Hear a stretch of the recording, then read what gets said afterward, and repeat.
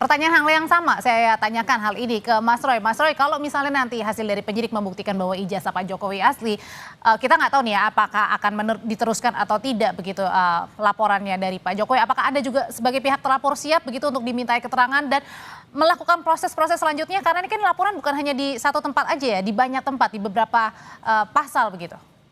Iya, artinya gini, kalau memang nanti kan ada dua nih yang diuji, ijazah sama juga skripsi. Kalau memang ijazah, oke, karena kami memang belum memegang ijazah yang benar ya, fisiknya belum pegang, kecuali yang sudah diposting sama kader PSI waktu itu, dan juga yang sudah ditunjukkan oleh Pak Sigit Sinarta. Nah, kalau ternyata asli, ya nanti kita lihat aslinya seperti apa, baru kita cek juga. Saya tetap punya hak untuk mengecek, karena Pak Jokowi itu adalah pejabat publik, dia adalah Dewan Pengarah dan Antara, dia bukan rakyat biasa, jadi tetap harus. Tapi kalau sekali lagi, kalau skripsinya dinyatakan asli, mohon izin kami untuk melakukan uji sampel bersama. Ya gitu, sampelnya sama enggak? Kalau ternyata sampel yang diuji itu adalah sampel yang ada di Universitas Gadjah Mada yang sama kami pegang, nah kami mempertanyakan kok bisa kayak gitu asli? Enggak ada lembar pengesahannya, enggak ada lembar pengujiannya, nama dosen pembimbingnya salah, yang satu profesor, yang satu doktor, tidak ada nama Pak Kasmuji. Tidak ada kemudian lagi hal-hal yang kemudian bahkan bentuk tanda tangannya juga meragukan. Jadi nggak apa-apa Mbak, tapi kita objektif aja. Kalau nanti benar, saya akan bilang benar. Kalau nanti tidak, ya saya akan bilang tidak. Dan kalau nanti lanjut, misalnya itu masih palsu, ya kita akan teruskan. Kalau itu memang asli, ya kita tes lagi nanti sampelnya. Itu aja, sampel aja sebenarnya. Kalau dari dulu ditunjukkan, sudah selesai dari dulu lah, nggak merepotkan banyak orang. Gitu. Mas Roy, kalau besok kan ini dari Barreskrim katanya meminta dari pihak untuk kuasa hukum Pak Jokowi memberikan ya ijazahnya kemudian untuk diteliti di uji lapor begitu. Nah, apakah dari pihak Mas Roy, pihak terlapor ini juga sudah menerima undangan pemanggilan baik mungkin dari pihak Mabes maupun juga di Polda? Sama sekali belum.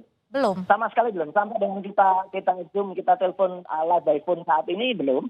Tapi saya menghormati kapan saja itu ada, saya akan siap datang bersama dengan kuasa hukum. Dan juga makanya teman-teman yang sekarang sudah dipanggil pun juga datang gitu. Meskipun ada juga yang tadi mempertanyakan, ada yang tadi belum datang karena panggilannya klarifikasi kok sudah dijadikan saksi gitu. Kemudian kan udah ditaruh pasal-pasal yang pasal 32, 35 yang tidak ada hubungannya sama sekali. Kan kasihan para yang terperiksa tadi atau yang terklarifikasi tadi. Mereka sama sekali tidak harus repot dengan adanya seseorang yang tidak menunjukkan ijazah, kok mereka malah sekarang malah jadi repot. Itu Mbak Audrey. Jadi kalau dari awal sekali lagi tidak bikin gaduh dengan sendirinya, ya tentu saja masyarakat tidak akan gaduh dan masyarakat tidak akan direpotkan dengan hal seperti ini. Oke, dengan cepatnya penyidik datang ke Solo, ke Jogja, kemudian akan segera juga melakukan uji lapor dan tadi dibilang 90%, artinya tinggal 10% lagi proses penyelidikannya. Nah, sejauh ini apakah menurut Mas Roy sendiri sudah puas begitu dengan bagus kecepatan kinerja dari penyidik? Kalau itu bagus. Sebenarnya ini bukan kecepatan ya. Laporan TPUA itu sudah dimasukkan bulan Desember 2024. Ya, jadi sebenarnya ini sudah 6 bulan ya, bulan Desember. Jadi tapi saya tetap appreciate ya. Saya tetap memberikan apresiasi kepada Badan Reserse Kriminal, Barreskrim, Mabes Polri yang telah melakukan itu. Setidak-tidaknya itu nanti akan berusaha kemudian untuk menguji terlebih dahulu apa yang dipermasalahkan, baik itu skripsi, apalagi ijazah. Tapi sekali lagi kalau skripsi, izinkanlah saya nanti tetap akan mengatakan kalau itu memang skripsi yang dinyatakan asli, yang padahal kami menyatakan 99,9% itu palsu, maka nanti kita perlu memperbandingkan. Tidak apa-apa yang namanya uji perbandingan itu sah-sah saja. Ya, kita punya ilmu, sana punya ilmu, kedua-duanya ilmu pengetahuan yang harus dihormati. Hasilnya itu mau banding lagi katanya, mau diuji lagi begitu. Apakah ini tidak keberatan bagi pihak Pak Jokowi dan kuasa hukum, Bang Rifai? Ya, kalau untuk kami tentunya kita kembalikan kepada pihak independen dalam hal ini Puslap 4 karena kalau soal pendapat kita semua punya pendapat masing-masing dan kita semua juga punya versi ahli masing-masing gitu ya. Sehingga tidak akan pernah ada jalan penyelesaiannya. Nah, untuk itu memang terbaik adalah kita kembalikan kepada Puslap 4, sebuah lembaga yang memang memiliki kewenangan dan sudah menjalankan tugasnya berpuluh-puluh tahun ya. Yang tadi saya bilang untuk perkara-perkara yang jauh lebih pelik dari ini ya, mata uang palsu dan segala macam, mereka punya kemampuan dan juga sudah ilmunya juga multidisiplin ya. Jadi kita ikuti saja yang lembaga objektif ini gitu. Cuma mungkin saya mau sedikit tambahkan Mbak, saya juga ingin menegaskan dari Mas Suryo nih. Awalnya ini kita bicara soal ijazah yang dituduh palsu kan begitu. Dan tiga-tiga jangan lari dulu ke skripsi. Jadi statement awalnya ada soal ijazah palsu ya, dan ada beberapa yang membuat versi masing-masing ya. Saya tetap tidak akan menyebut siapa terlapor ya, tapi ada satu versi yang bilang bahwa ijazah ini sebenarnya punya sepupunya Pak Jokowi dengan metode menggunakan aplikasi tertentu merubah foto. Nah, itu harus juga dipertanggungjawabkan. Kedua, ada lagi versi yang bilang berdasarkan ilmu kedokteran bisa melihat dari bentuk mata, ciri-ciri tubuh bahwa ini bukan ijazah Pak Jokowi, fotonya berbeda. Nah, itu adalah versi kedua. Ada versi ketiga juga yang bilang bahwa ini tidak ada type sumuramen pada saat itu di ijazah. Ya. Nah, ini semua kan harus kita uji dulu nih, terkait dalil ijazah dulu, jangan lari-lari ke skripsi dulu nih. Apakah tiga dalil itu bisa dipertahankan? Ya, apakah betul-betul bisa dipertanggungjawabkan secara ilmiah? Ya, kami sendiri punya versi-versi yang berbeda, ya, bahwa dalil-dalil yang disampaikan itu tidak tepat, gitu ya. Karena misalnya itu font Times New Roman sudah dikenal dalam dunia percetakan sejak tahun 30-an di Eropa, di Indonesia itu sekitar tahun 70-an. Jadi dan ijazah pun selama ini kan bukannya di print tapi dicetak gitu. Tapi biarlah itu nanti dalil-dalil itu sendiri juga. Makanya kami tidak mau juga berdebat kusir, biarkan nanti lembaga independen yang akan menguji ya. Terus kedua tadi Mas Suryo menyampaikan bahwa Pak Jokowi ini masih pejabat negara.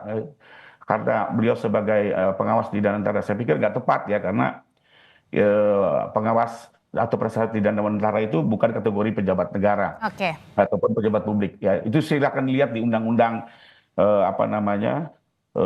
tentang pokok-pokok kepegawaian, jelas sekali apa definisi pejabat negara, pejabat publik ya. Dan satu gambaran contoh mudah yang bisa dicerna masyarakat, gampang saja. Mantan Perdana Menteri Thailand Thaksin itu kan juga merupakan organ di Danantara sebagai penasihat. Apakah itu dianggap pejabat publik, pejabat negara? Kan bukan gitu ya. Jadi saya pikir juga argumentasinya harus lebih tepat lah, ya. Jangan digebiah-uyah. Nanti masyarakat semakin bingung. Bahwa membela diri silakan saja, saya hormati ya. Saya juga kita tanyain hal ini ya ke Mas Roy. Ya, tapi mungkin lebih proper lah argumennya. Mas Roy. Ya, jadi nggak apa-apa kalau soal pejabat negara nanti bisa kita uji, yang jelas tidak layak lah menggunakan pasal 27 yang mengaku sebagai rakyat biasa. Itu aja gitu. Kemudian kalau soal ijazah itu sama. Apa yang kami uji itu adalah apa yang diposting dan dinyatakan asli oleh seorang kader yang waktu itu dia jelas betul menyatakan itu asli. Dan itu adalah cukup similar dengan yang sudah ditunjukkan oleh Sigit Sunarta. Bahwa kemudian nanti misalnya dikatakan, oh ijazahnya bukannya gitu. Nah berarti nanti kita lihat siapa yang kemudian sudah mempublikasikan, mentransmisikan, kemudian melakukan pengubahan terhadap ijazah yang tadi disebut asli itu. Itu aja, jadi gunakan juga pasal-pasal di ITE itu dengan benar. Jangan kemudian pasal 32, 35 yang... Jadi perdebatan ini menurut Mas Roy masih panjang ya Mas Roy ya? Iya, karena kan kita berdebat dengan ilmiah, Mbak. Kita berdebat dengan ilmu pengetahuan. Kita tidak sekedar naratif. Meskipun polisi juga sudah menyelidiki? Bagus, nggak apa-apa. Ayo kita hormati kepolisian untuk melakukan itu, dan hasilnya nanti makanya perlu kita lakukan diskursus bersama. Kalau perlu ada tim independen yang kemudian nanti juga melakukan penilaian atau dari kampus yang kemudian nanti menguji secara ilmiah. Karena kan juga kita tahu lah, gitu. Jangan sampai kemudian ada pihak-pihak yang kemudian sudah merasa lebih tinggi atau lebih tim independen ini yang Mas Roy maksud seperti apa? Independen itu artinya ya mungkin dari berbagai kampus atau mungkin juga bisa kita minta lembaga internasional juga bisa. Tapi kalau hasil dari kepolisian itu nanti memang bisa dipertanggungjawabkan, saya hormati kok.